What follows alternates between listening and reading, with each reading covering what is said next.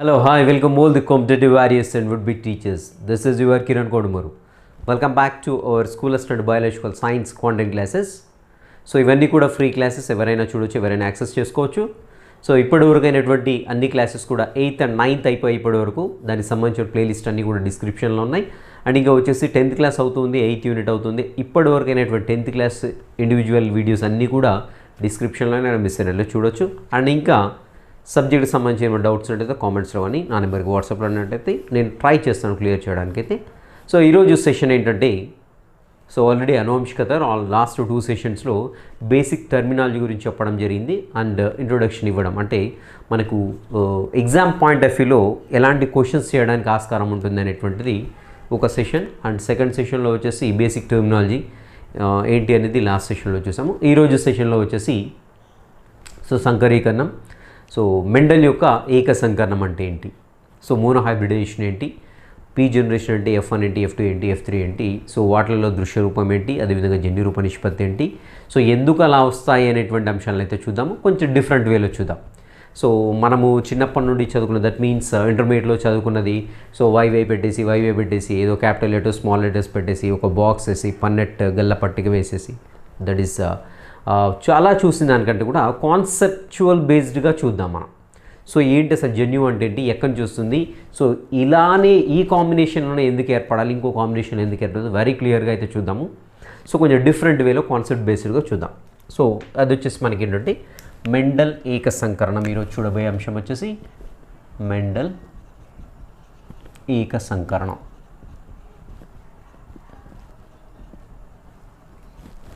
So Mendel ఏక సంకరణం ఇంగ్లీష్లో వచ్చేసి మెండల్ మోనో హైబ్రిడైజేషన్.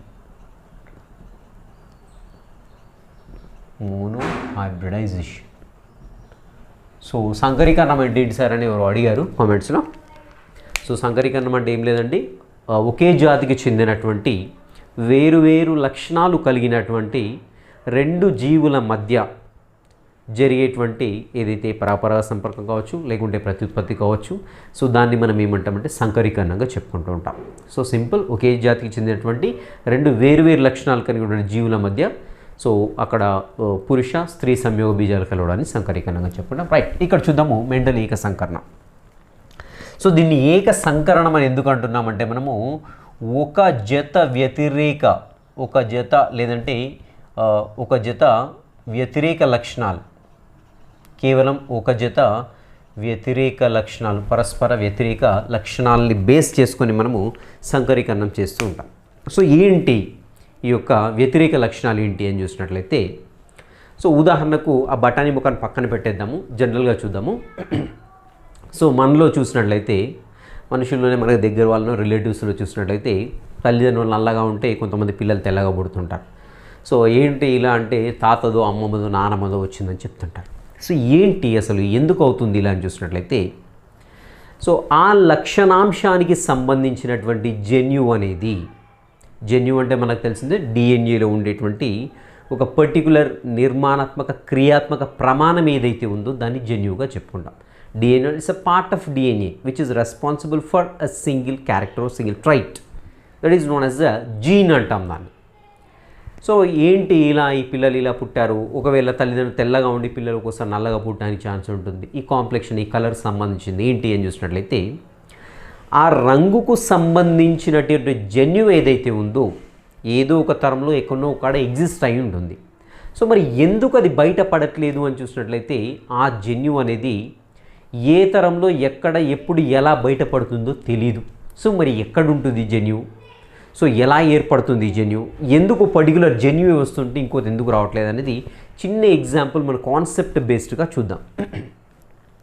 జస్ట్ ఉదాహరణ చెప్తున్నాను. ఇక్కడ మనకి రంగు అనేటువంటి లక్షణం ఏదైతే ఉందో, సో స్కిన్ యొక్క ట్యూన్ అనుకుందాం, రైట్. సో దీంట్లో వచ్చేసి వైట్ కలర్ అంటే ఫెయిర్ అనుకోండి, సో డార్క్ వచ్చేసి బ్లాక్ కలర్ అనుకుందాం ఉదాహరణకు, రైట్.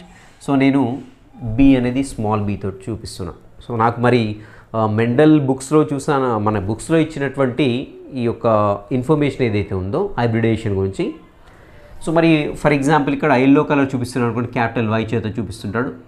అదేవిధంగా గ్రీన్ కలర్ చూపించినప్పుడు స్మాల్ వై చేత చూపిస్తుంటాడు. అసలు ఎందుకు ఇలానే సూచించాలి, ఎందుకు ఇలా సూచించాలి, ఇలా సూచించొద్దా, ఉదాహరణకు బహిర్గత జన్యువు పసుపు రంగు అనుకుందాం, ఎల్లో కలర్ అనుకుందాం, రైట్. నేను ఎల్లో తోటి చూపిస్తున్నాను. సో అంతర్గత జన్యువు వచ్చేసి గ్రీన్ కలర్ అనుకుందాం, స్మాల్ జీ తోటి చూపిస్తాను. ఏంటి తప్పేంటి దాంట్లో నాకు అర్థం కావట్లేదు. సో ఎంతసేపు ఇది కన్ఫ్యూజ్ చేస్తూ ఉంటారు మనల్ని. సో ఇలా చూపించడం వల్ల తప్పేంటి, గ్రీన్ కలర్ స్మాల్ అదేంటి అంతర్గత జన్యువు, నేను జీ తోటే చూపిస్తాను. అక్కడ డిసడ్వాంటేజ్ ఏంటి నాకు అర్థం కావట్లేదు, రైట్. సో ఇలా ఉంటే బాగుంటుందని అనుకుంటున్నాను నేనైతే, రైట్. సో ఇక్కడ రంగుకు సంబంధించినటువంటి జన్యువు ఏదైతే ఉందో అది వచ్చేసి మనకి ఏంటంటే వైట్ కలర్ వచ్చేసి డబ్ల్యూ తోటి చూపిస్తున్నాను, బ్లాక్ వచ్చేసి బీ తోటి చూపిస్తున్నాను. స్మాల్ బీ అంటే అంతర్గత జన్యువు అనుకుందాం. సో క్యాపిటల్ డబ్ల్యూ అదేవిధంగా స్మాల్ బీ ఉందనుకోండి. సో జనరల్గా డామినెంట్ జీన్ ఏదైతే ఉందో బహిర్గత జన్యువు దాని యొక్క లక్షణాన్ని ప్రదర్శిస్తూ ఉంటుంది. అది మనకు తెలిసింది ఆల్రెడీ లాస్ట్ సెషన్లో మనం బేసిక్స్లో చూడడం జరిగింది. సో మరి జన్యువులు ఎక్కడుంటాయి, ఎలా పిల్లలకు వస్తాయి, ఎలా ఎక్స్ప్రెస్ అవుతాయి, రైట్. సో ఇప్పుడు మనిషిలో చూసినట్లయితే ప్రతి ఒక్క కణంలో చూసినట్లయితే 46 క్రోమోజోమ్లు ఉంటాయి. దట్ మీన్స్ 23 జతల క్రోమోజోమ్లు ఉంటాయి. 23 pairs of chromosomes present in every cell, right. So that is clear. So మరి ఏ పేరు పైన ఈ రంగుకు సంబంధించిన జన్యువు ఉంటుంది అనుకుంటే ఏదో ఒక పేరు అనుకుందాం. ఫర్ ఎగ్జాంపుల్ 3వ జత క్రోమోజోమ్ల మీద ఉంది అనుకుందాం. ఉదాహరణకు 3వ జత క్రోమోజోమ్ ఇది అనుకుందాం, రైట్. సో 3వ జత క్రోమోజోమ్ ఇది, రైట్. సో ఈ 3వ జత క్రోమోజోమ్ పైన ఉదాహరణకు తండ్రిలో కలర్కి సంబంధించిన జన్యువు ఏదైతే ఉందో క్యాపిటల్ డబ్ల్యూ ఉందనుకుందాం. ఇక్కడ ఒక క్రోమోజోమ్ పైన క్యాపిటల్ డబ్ల్యూ ఉందనుకుందాం.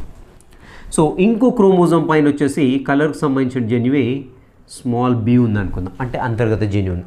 నేను చెప్పాను ప్రతి ఒక్క లక్షణానికి కూడా 2 జన్యువులు కారణమైతే ఆ 2 జన్యువులు కూడా ఈ యొక్క క్రోమోజోమ్ల జతల పైన ఒక క్రోమోజోమ్ పైన ఒకటి ఉంటుంది, ఇంకో క్రోమోజోమ్ పైన ఒకటి ఉంటుంది. 2 కూడా ఒకే దానిపైన ఉన్నాయి. ఎందుకంటే ఇవి క్షేత్ర విభజన జరిగినప్పుడు విడిపోతాయి, గుర్తుపెట్టుకోండి, విడిపోతాయి. అలా విడిపోయినప్పుడు 2 కూడా ఒకే దాని మీద ఉన్నాయనుకోండి.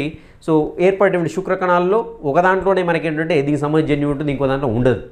సో కాబట్టి జన్యువుల జత అనేది ఖచ్చితంగా క్రోమోజోమ్ల జతలలో ఒక క్రోమోజోమ్ పైన ఒకటి ఉంటుంది, ఇంకో క్రోమోజోమ్ పైన ఒకటి ఉంటుంది. అది వెరీ ఇంపార్టెంట్, గుర్తుపెట్టుకోండి. సో నేను ఇది కాన్సెప్ట్ అందించడానికి ట్రై చేస్తున్నాను, ఓకేనా. సో ఇది మేబీ బుక్లో లేకపోవచ్చు, రైట్. సో ఈ యొక్క తండ్రిలో ఈ యొక్క ఫర్ ఎగ్జాంపుల్ 4వ జత క్రోమోజోమ్ అనుకుందాం. సో ఏదో ఒక జత పైన ఉంటుంది రంగుకు సంబంధించిన జన్యువు. సో ఇతనిలో వచ్చేసి వైట్కి సంబంధించినటువంటి ఒక జీన్ ఉంది, అదేవిధంగా బ్లాక్కి సంబంధించిన జీన్ ఉందన్నమాట. అంటే ఇతని యొక్క జీన్ కాంబినేషన్ ఏంటి అని చూసినట్టయితే ఇప్పుడు డబ్ల్యూ అండ్ బి. సో ఇక్కడ వైట్ అనేది బహిర్గత జన్యువు కాబట్టి ఇతడు తెల్లగా ఉంటాడు, రైట్. సో తెల్లగా ఉన్నాడు. సో మరి ఇతనికి పుట్టేటువంటి పిల్లలు తెల్లగా ఉంటారా నల్లగా ఉంటారా దేనిపైన డిపెండ్ అయ్యింది అని చూసినట్లయితే ఇప్పుడు ఇతని నుండి ఏర్పడేటువంటి శుక్రకణాలు 2 రకాలుగా ఏర్పడుతుంటాయి. ఎందుకంటే శుక్రకణాలు ఏర్పడినప్పుడు క్రోమోజోమ్లు అనేవి హాఫ్ క్రోమోజోమ్స్ ఒక దాంట్లోకి వెళ్తాయి, హాఫ్ క్రోమోజోమ్లు మరొక దాంట్లోకి వెళ్తాయి. ఫర్ ఎగ్జాంపుల్ హాఫ్ క్రోమోజోమ్ దీని చేత ఏర్పడ్డాయి. అంటే ఈ క్రోమోజోమ్ ఒక శుక్రకణంలోకి వెళ్ళింది, డబ్ల్యూలోకి వెళ్ళింది, రైట్. ఈ యొక్క శుక్రకణంలోనికి స్మాల్ బి అనేది వచ్చింది, ఈ జన్యువు అని ఇలా విడిపోయింది. అంటే జన్యువులు రంగు సంబంధించిన జన్యువులు ఒక శుక్రకణంలో ఒకటి, ఇంకో శుక్రకణంలో ఒకటి. అంటే ఇక్కడ 2 రకాల శుక్రకణాలు ఏర్పడ్డాయి, గుర్తుపెట్టుకోండి, 2 రకాల శుక్రకణాలు. ఉదాహరణకు తల్లి అండం ఏదైతే ఉందో అండంలో క్యాపిటల్ డబ్ల్యూ ఉంది, జన్యువు ఉన్నది. సో అంటే తెలుపు రంగుకు సంబంధించినటువంటి జన్యువు ఉంది అనుకుందాం, రైట్. సో ఇప్పుడు ఏమవుతుంది, ఈ శుక్రకణం వెళ్ళి దీంతో కలిసింది అనుకోండి, పుట్టేటువంటి పిల్లలు ఎలా పుడతారు, తెల్లగా పుడతారు. సో ఈవెన్ ఇది పోయి దీన్ని కలిసినా కానీ పుట్టేటువంటి పిల్లలు ఎలా పుడతారు, తెల్లగా పుడతారు. బట్ ఇక్కడ ఏమవుతుందంటే అంతర్గతంగా బ్లాక్ జీన్ అనేది ఉంది. ఉదాహరణకు తల్లి నల్లగా ఉందనుకుందాం. ఫర్ ఎగ్జాంపుల్ తను రిలీజ్ చేసినటువంటి అండంలో ఏంటంటే స్మాల్ బి అనేటువంటి ఈ యొక్క జీన్ ఉందనుకుందాం. అప్పుడు ఏమవుతుంది, ఈ శుక్రకణం కలిసిన పిల్లలు ఏమిటి, తెల్లగా పుడతారు. ఈ యొక్క శుక్రకణం కలిసిన పిల్లలు ఏంటి, 2 కూడా స్మాల్ బి వస్తున్నాయి కాబట్టి నల్లగా పుట్టడానికి ఛాన్స్ ఉంటుంది. సో ఇక్కడ అంతర్గత జన్యువులు బహిర్గత జన్యువులు అనేవి క్షేకరణ విభజన జరిగినప్పుడు 2 ఉంటే 2 రకాల కణాలు ఏర్పడతాయి, సంయోగ బీజాలు ఏర్పడతాయి. సో ఒకటి హోమోజైగస్ కండిషన్లో ఉందనుకోండి, సో ఒకే రకమైనటువంటి సంయోగ బీజాలు ఏర్పడతాయి. అది కాన్సెప్ట్, గుర్తుపెట్టుకోండి, రైట్. ఎక్కడ ఉంటాయి ఆ జన్యువులు అని చూసినట్టయితే క్రోమోజోమ్ల పైన ఉంటాయి. సో ఆ క్రోమోజోమ్లో ఏమైతే అంటే క్షేకరణ విభజన జరిగినప్పుడు విడిపోతాయి. అంటే సంయోగ బీజ మాతృకణాల నుండి సో గ్యామిటోసైట్స్ నుండి గ్యామేట్స్ ఏర్పడేటప్పుడు మనకు మియోసిస్ అనేది జరుగుతుంటుంది. ఆ టైంలో ఈ జీన్స్ అనేవి సపరేట్ చేయబడుతూ ఉంటాయి, అది గుర్తుపెట్టుకోండి, రైట్. సో నేనైతే కాన్సెప్ట్ క్లియర్ చేశానని అనుకుంటున్నాను. ఇప్పుడు మోనోహైబ్రిడైజేషన్ ఏంటో చూద్దాం. సో ఒక జత పరస్పర వ్యతిరేక లక్షణాలని బేస్ చేసుకొని మెండల్ ఏం చేస్తాడంటే సంకరీకరణం చేయడం జరిగింది, దట్ ఈస్ హైబ్రిడైజేషన్ చేయడం జరిగింది. సో మరి ఎలాంటి మొక్కల్ని ఎన్నుకున్నాడు అని చూసినట్లయితే శుద్ధ జాతికి చెందినటువంటి మొక్కల్ని ఎన్నుకున్నాడు. మరి ఏంటి ఈ శుద్ధ జాతి మొక్కలను చూసినట్లయితే ఒక జాతికి చెందినటువంటి మొక్క ఎన్ని తరాలైనా తన లక్షణాన్ని కోల్పోకుండా అవే రకమైన మొక్కలను ఉత్పత్తి చేశాయనుకోండి, దాన్ని శుద్ధ జాతి మొక్కగా చెప్పుకుంటాం. ఉదాహరణకు తీయని మామిడి పండు ఉంది. సో దాని విత్తనం వేసాం, తీయని మామిడి పండే వస్తుంది. మళ్ళీ దాని విత్తనం వేసాం, తీయని మామిడి పండే వస్తుంది. ఇలా ఎన్ని తరాలు వేసుకుంటూ వెళ్ళినా ఇంకా తీయని మామిడి పండే వచ్చిందనుకోండి, అది శుద్ధ జాతి మొక్కగా చెప్పుకుంటూ ఉంటాం. ఒకవేళ తీయ మామిడి పండు వచ్చింది, నెక్స్ట్ తరంలో నెక్స్ట్ జనరేషన్లో వచ్చేసి కొంచెం పులుపుగా ఉన్నది వచ్చింది అంటే అది శుద్ధ జాతిగా అంతర్గతంగా పులుపుకు సంబంధించిన జన్యు ఉన్నది అని చెప్పుకుంటుంటాం. సో ఇలా మనకి ఈ మెండల్ పర్టికులర్గా ఫస్ట్ ఏంటంటే ప్యూర్ ప్లాంట్సే తీసుకున్నాడు, ప్యూర్ ప్లాంట్స్ తీసుకున్నాడు. సో మరి ఏం తీసుకున్నాడు? ఒక జత వ్యతిరేక లక్షణాలను చూసినట్లయితే గింజ రంగుని తీసుకున్నాడు, గింజ రంగుని తీసుకున్నాడు.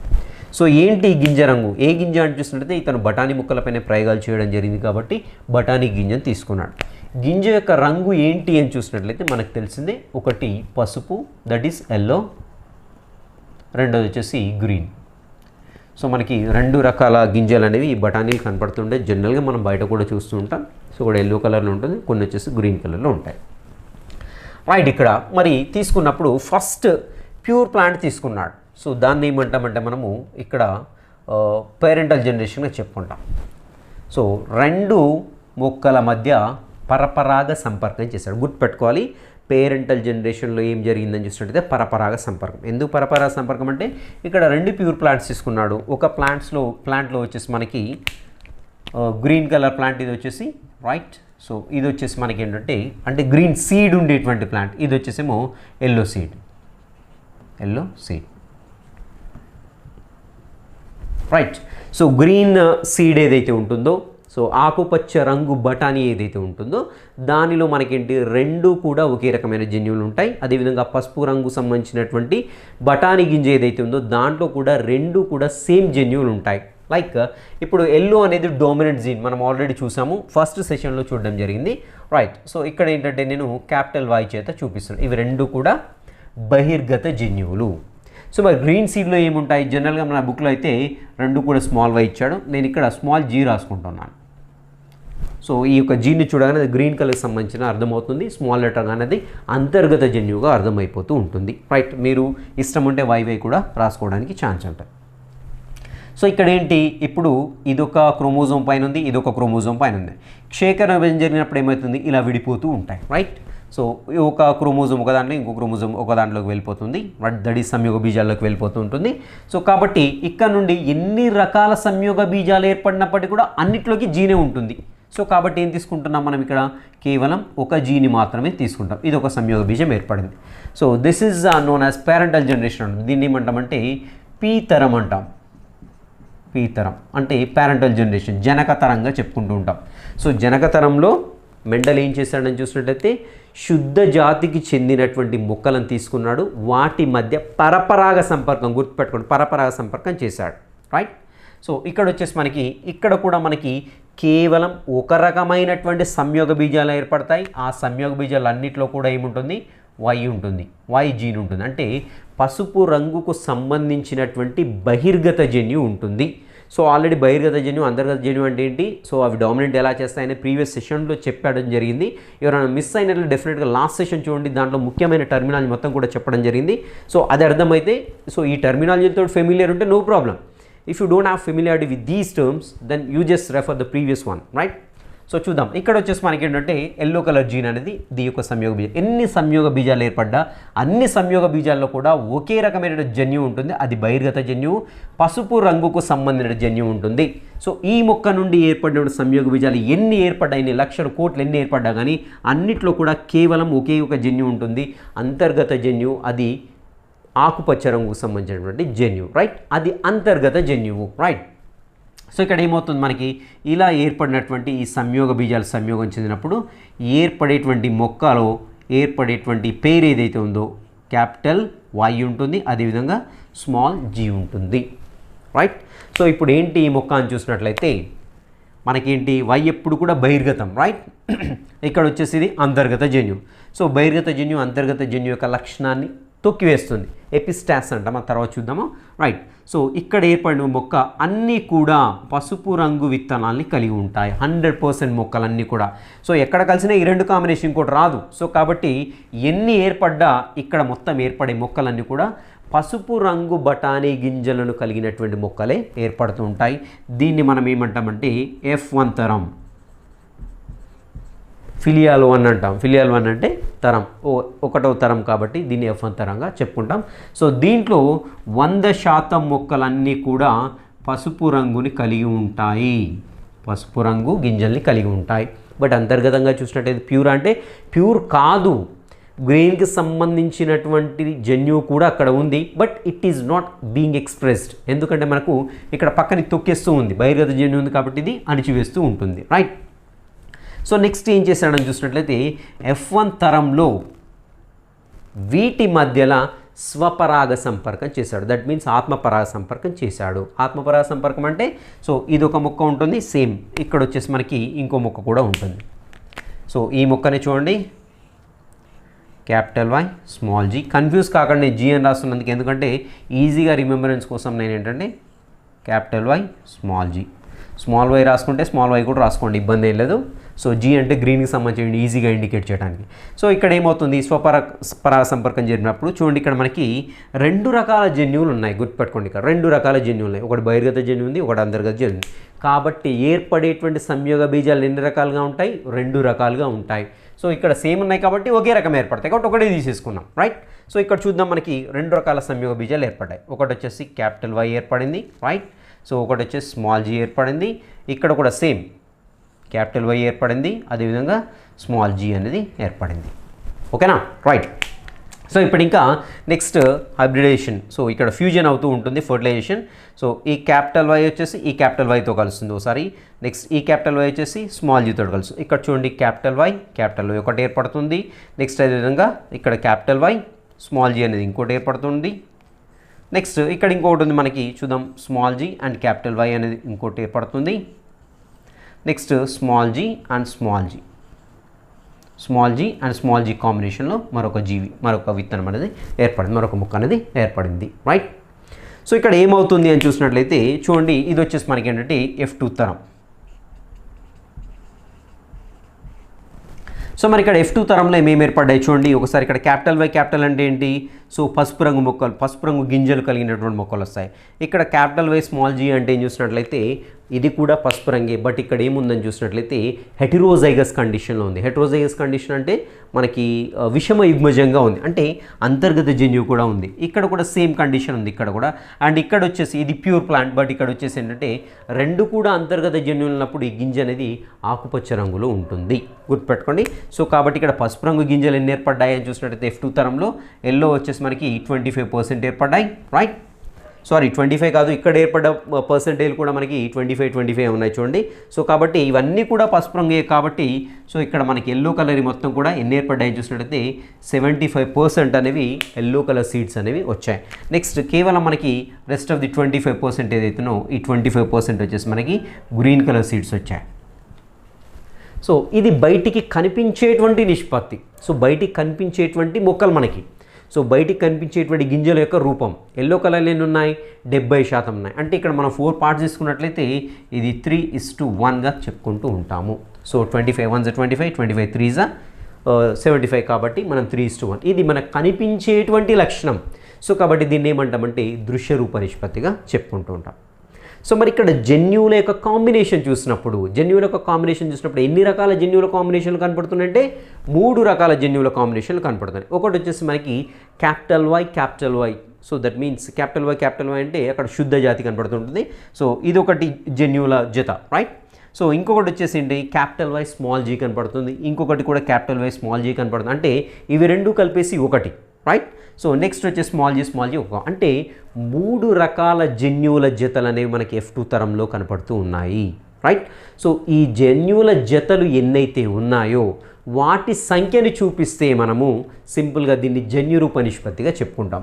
సో ఇక్కడ చూద్దాం. ఫస్ట్ క్యాపిటల్ వై ఎన్ని ఉన్నాయి చూసినట్లయితే ఒకటి మాత్రమే ఉంది. సో అంటే ఇక్కడ మనం 4 మొక్కల్ని తీసుకుంటున్నాం కాబట్టి 4ని చూపించాలి మనం, రైట్. సో అలా 100 మొక్కలు తీసుకుంటే 100 మొక్కల్లో కూడా క్యాపిటల్ వై ఎన్ని వస్తుందో చూపించాలన్నమాట, రైట్. నెక్స్ట్ ఈ జన్యువుల జతల కాంబినేషన్లు ఎన్ని ఉన్నాయి? Capital Y small G. So నేను జీ తీసుకున్నాను కాబట్టి స్మాల్ జీ చూస్తున్నాను, రైట్. సో ఇవన్నీ ఉన్నాయని చూసినట్టయితే 2 వచ్చాయి. సో అంతర్గతంగా ఉండేటువంటి జన్యువుల జత ఇది, బహిర్గతం కాదు. బహిర్గతంగా ఉంటే ఏంటి? అది దృశ్య రూప నిష్పత్తి, రైట్. సో నెక్స్ట్ ఇంకా స్మాల్ జీ ఏమున్నాయి, ఎన్ని ఉన్నాయి చూసినట్టే ఇది కూడా 1 ఉంది. అంటే ఇలా అంతర్గతంగా జన్యువులు ఏ రకంగా కాంబినేట్ అయి ఉన్నాయి, సో కంబైన్డ్ అయి ఉన్నాయో, సో వాటి యొక్క సంఖ్యని తెలియజేయడం ఏమంటామంటే జన్యురూప నిష్పత్తిగా చెప్పుకుంటూ ఉంటాము. సో మెండల్ యొక్క ఏక సంకరణంలో జన్యురూప నిష్పత్తి ఎంత అని చూసినట్టయితే 1:2:1గా చెప్పుకుంటూ ఉంటాము. సో కాన్సెప్ట్ అయితే క్లియర్ అయింది అనుకుంటున్నాను. సో ఇంకొకటి కూడా ఇవ్వడం జరిగింది, ఒకసారి చూద్దాము.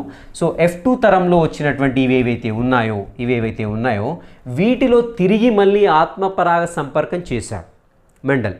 చేసిన తర్వాత ఏమొచ్చాయని చూసినట్లయితే మనకు తెలిసిందే, వీటిలో ఆత్మపరాగ సంపర్కం చేస్తే ఏమొస్తాయి? మొత్తం కూడా ఎల్లో ప్లాంట్సే వస్తాయి, రైట్.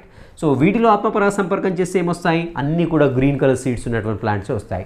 ఇక్కడ చేస్తే ఏమొస్తాయి? సేమ్ సెకండ్ F2లో ఏమైతే F1లో ఎలా అయితే చేసామో సేమ్ అదేవిధంగా F2 తరంలో ఎలాంటి రిజల్ట్స్ వస్తాయి అలాంటి రిజల్ట్సే వస్తాయి. సో ఇక్కడ చూసినట్టయితే కంప్లీట్గా ఎల్లోనే వచ్చేస్తాయి, రైట్.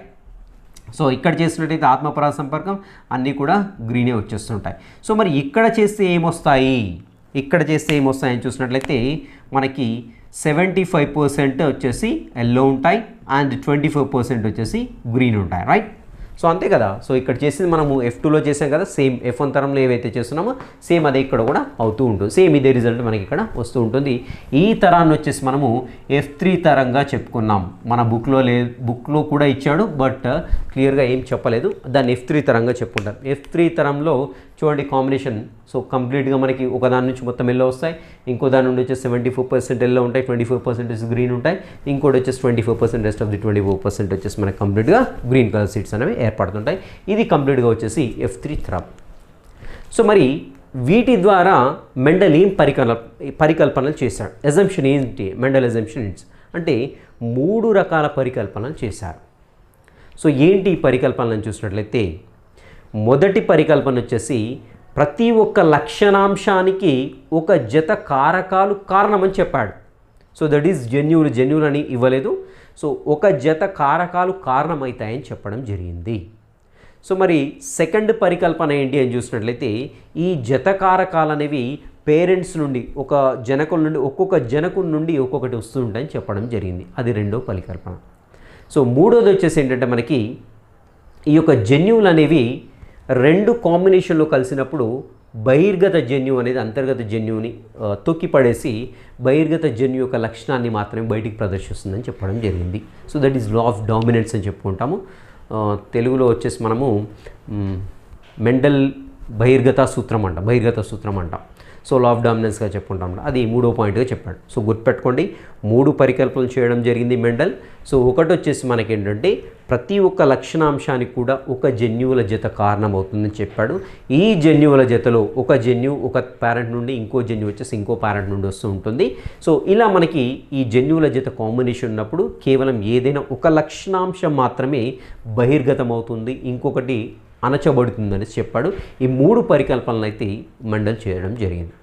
సో నెక్స్ట్ సెషన్లో వచ్చేసి మనకి ద్విసంకరణం అంటే ఏంటో చూద్దాము. సో ద్విసంకరణం గురించి విపులంగా ఏమి ఇవ్వలేదు, బట్ చిన్న ఎగ్జాంపుల్ తీసుకొని వివరించడానికి అయితే ట్రై చేస్తాను. ఇంకా ఈ సెషన్లో ఏమైనా డౌట్లు ఉన్నట్లయితే డెఫినెట్గా కామెంట్స్లో అడగండి, ఎవరైనా వాట్సాప్ చేయండి, నేనైతే క్లియర్ చేయడానికి ట్రై చేస్తాను. నాకు తెలియకుంటే డెఫినెట్గా రెఫర్ చేసి చెప్పడానికి అయితే ప్రయత్నిస్తాను. Will meet you in the next session. Till the next session, have a great day.